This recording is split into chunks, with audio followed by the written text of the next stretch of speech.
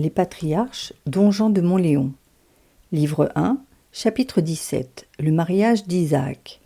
Genèse 24, 54-67. Le lendemain, dès la première heure, Éliézer vient trouver ses hôtes et leur dit « Laissez-moi partir afin que je retourne vers mon maître. » Surpris de cette hâte inattendue, les parents de Rebecca demandèrent un peu de répit.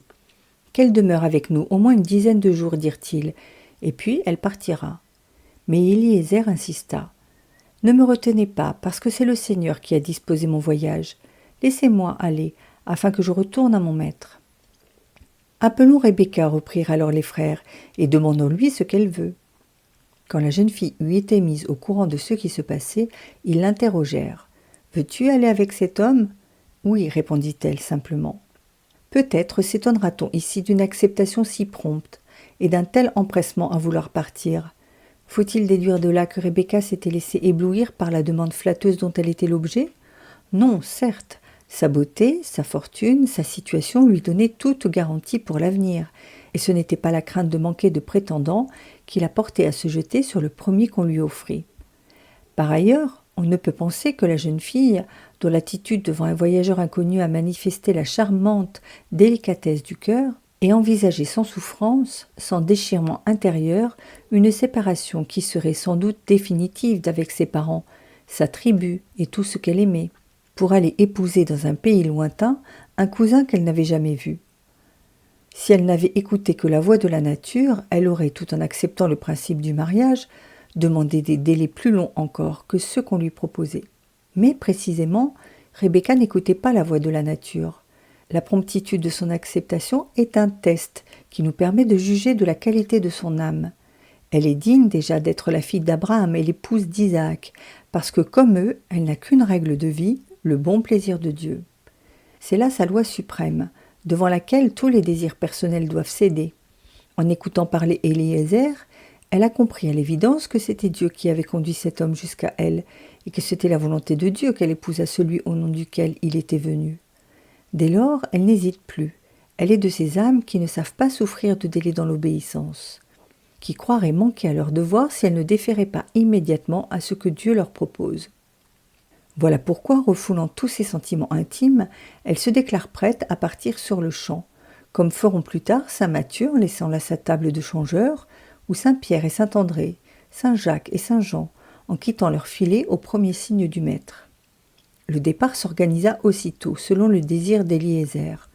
On forma, pour accompagner la jeune fille, un petit cortège d'honneur qui comprenait sa nourrice, nommée Déborah, et quelques jeunes filles de son entourage.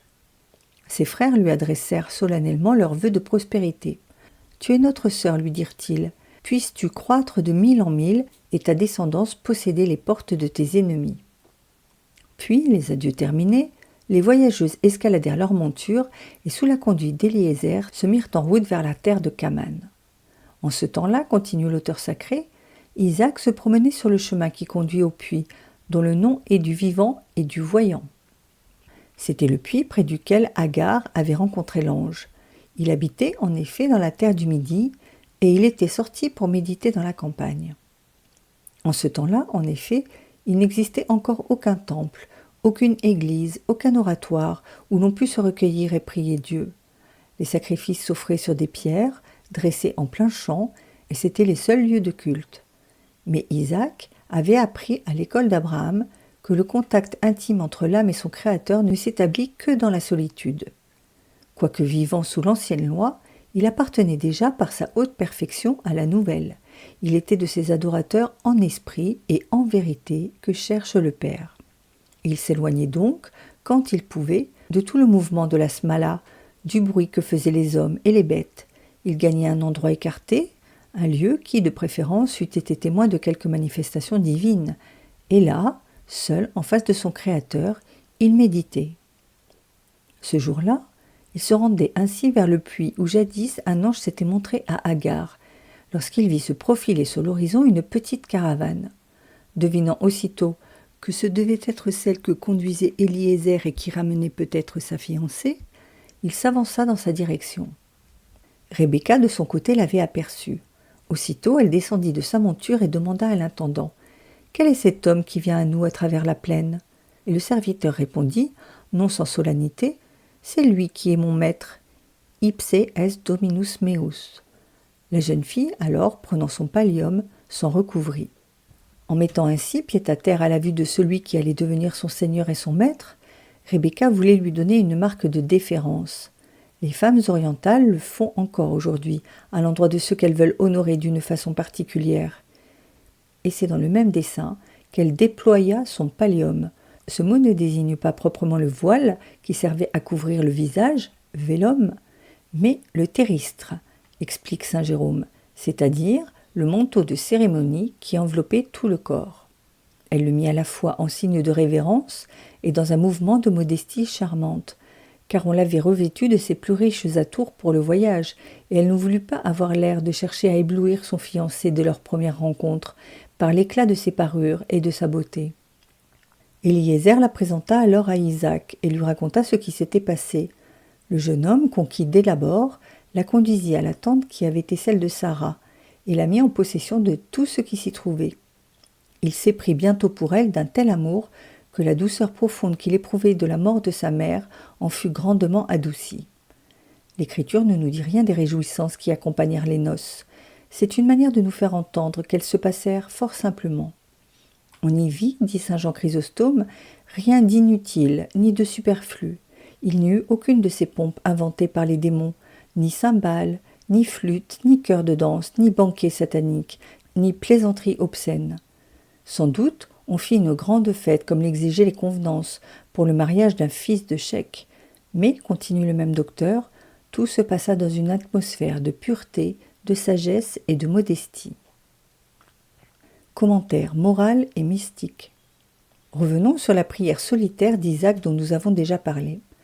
L'Écriture nous dit qu'il habitait dans la terre du Midi et qu'il méditait dans la campagne. Pourquoi dans la campagne ? Parce qu'en ce temps-là, encore, il n'y avait point de livre. Isaac ne possédait ni l'Évangile, ni l'Imitation, ni aucun des ouvrages dont nous nous servons aujourd'hui pour méditer. Alors, il interrogeait le grand livre de la nature. Et comme plus tard saint Augustin, il disait sans doute à chaque créature « Parle-moi de Dieu ». Tout être, en effet, cache une pensée divine. Le monde est un livre immense, écrit de la main de Dieu, où chaque être est un mot plein de sens. L'ignorant regarde, voit des figures, des lettres mystérieuses et n'en comprend pas la signification. Mais le sage s'élève des choses visibles aux choses invisibles. En lisant dans la nature, il lit dans la pensée de Dieu. La science consiste donc non pas à étudier les choses en elles-mêmes, mais à pénétrer les enseignements que Dieu a mis pour nous en elles. Car toute créature, dit Honorius d'Autun, est l'ombre de la vérité et de la vie. Au fond de tout être sont inscrites la figure du sacrifice de Jésus, l'idée de l'Église, l'image des vertus et des vices. Le monde moral et le monde sensible n'en font qu'un. Isaac s'en allait ainsi méditer dans la campagne parce qu'il habitait dans la terre du Midi, parce que son cœur se tenait sans cesse sous les rayons de la divine charité. Il avait besoin d'être seul pour penser et pour parler à Dieu. Si nous passons maintenant sur le plan allégorique, tous les gestes que nous venons de décrire prennent une signification nouvelle. Dans Isaac méditant solitaire au milieu de la campagne, il n'est aucun auteur qui aurait vu une figure de Christ s'éloignant des siens pour prier, comme nous le lisons à plusieurs reprises dans l'Évangile. Il se tenait alors près du puits, c'est-à-dire qu'il méditait sur sa passion. Celle-ci est appelée puits du voyant et du vivant, parce que c'est en l'étudiant, en l'approfondissant, que l'âme apprend à voir les choses dans la lumière de Dieu, et c'est là aussi qu'elle puise le secret de la vie véritable. Il se tenait dans la région du Midi, parce que le Christ n'habite pas les froides régions où règne l'Aquilon. On n'a aucune chance de le rencontrer dans les doctrines où souffle seulement la bise aigre des jugements de Dieu, comme le jansénisme, ou dans les morales que domine le climat glacial de l'impératif catégorique, comme le protestantisme.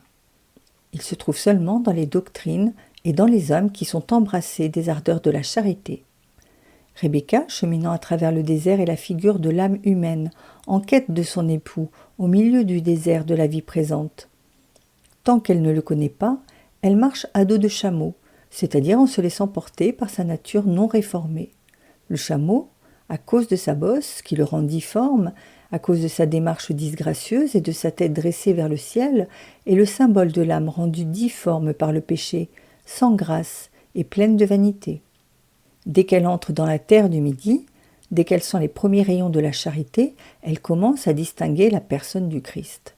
Avant même de le connaître, elle comprend que pour s'approcher de lui, il faut abandonner le chameau, c'est-à-dire quitter ses défauts, ses mauvaises habitudes. Faute de quoi, elle ne sera jamais digne de devenir son épouse. En même temps, elle désire le connaître davantage.